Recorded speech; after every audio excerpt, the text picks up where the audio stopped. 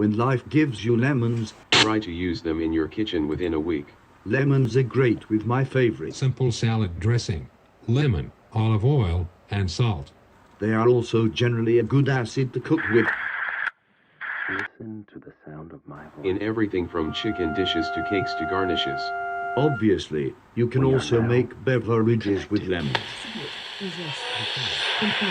If you leave lemons out at room temperature, expect them to last a little over a week before starting to brown and spoil.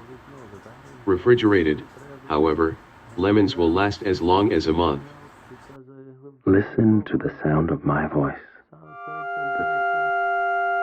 The ideal storage temp for lemons is about 10 degrees Celsius. If life has given you an abundance of lemons, you may want to preserve some. I like to slice them thinly and pack them in wide-mouth mason jars with a mixture of 1/2 sugar and 1/2 salt, then let cure for at least 1 week before serving. If you still have lemons left over, you can give them to friends and family, neighbors, hand them out at church, or even set up a free lemon stand in front of your home. If life happens to have given you organic lemons or even pesticide-free lemons, you should be able to fetch a significantly higher price for them, although you will need some sort of certification for the organic designation in most locales. If life has given you more lemons than you can unload in the above described manner, we are now connected.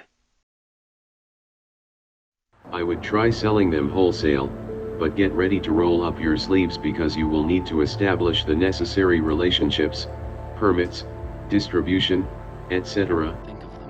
in a timely manner before your lemons start to rot.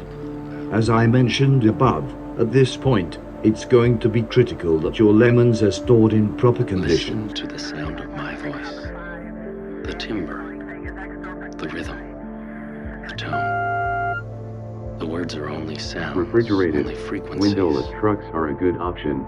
Some cold storage facilities will have reduced ambient oxygen, which will slow the degradation of the fruit, so if you can find such a facility in your area, I would strongly recommend securing space in it. Ultimately, I recommend pricing your lemons very competitively. After all, life has given you these lemons. Listen to the sound of my voice. So your startup costs are null. Don't get greedy. Remember, you are competing with an established cartel of lemon farmers, trucking companies, and major supermarket chains, and they won't have the patience for a new player in the business.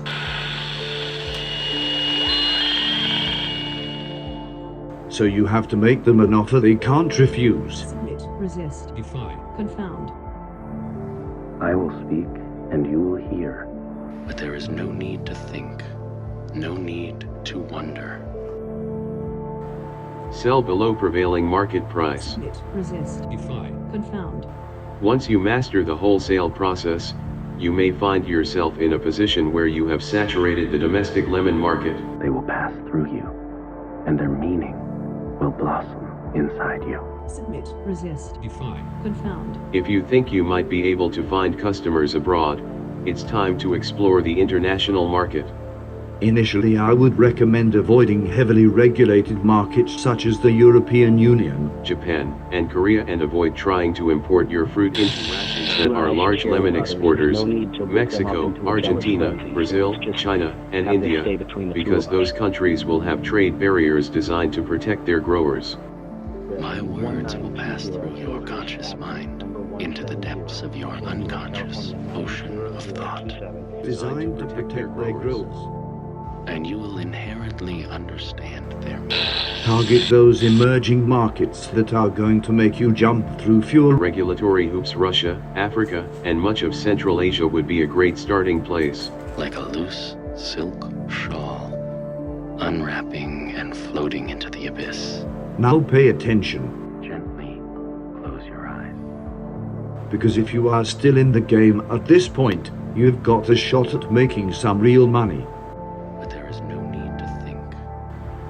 If, after all of this, you find that you still have substantial stores of lemons, there is a good chance that you could actually manipulate world prices. Flood international markets with your lemons. The law of supply and demand comes into play here. You keep unloading those lemons at a bargain basement price and eventually you are going to put everyone else in the lemon business out of business. They are tired, hard workers, and they deserve a rest. Let this go.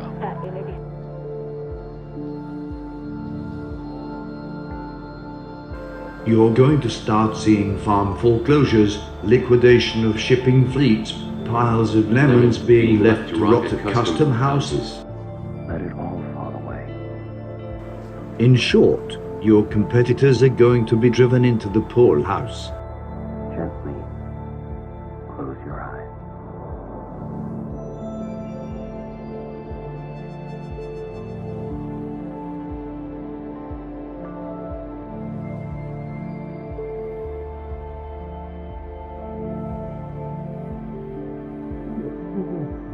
Put down.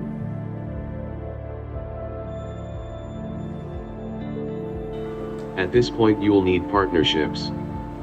Work with big banks to secure big loans and start snapping up properties, equipment, labelers, warehouses. Which will represent different functions and locations of the mind. Anything related to the lemon industry that you can get your hands on. Will And make sure invisibly you be grease the doing right their palms. work. And make sure you grease the right palms.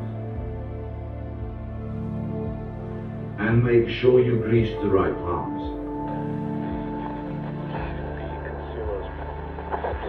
Bribe customs officials, lobby for favorable legislation, make big, strategic donations to politicians and political parties. Feel it dissolve into nothingness. Have ambassadors and regulators on your yacht with their kids. Leave no stone unturned. Leave no stone unturned. Leave no stone unturned. Leave no stone unturned. If you want to maintain your stranglehold on the lemon industry, you are going to need to develop a bulletproof business. Life may have given you lemons, but you need to leverage that gift into a sustainable legacy if you really want to become the lemon tycoon I know you can be. I know you can be. I know you can be. I know you can be. I know you can be. I know you can be. I know you can be. I know you can be. I know you can be.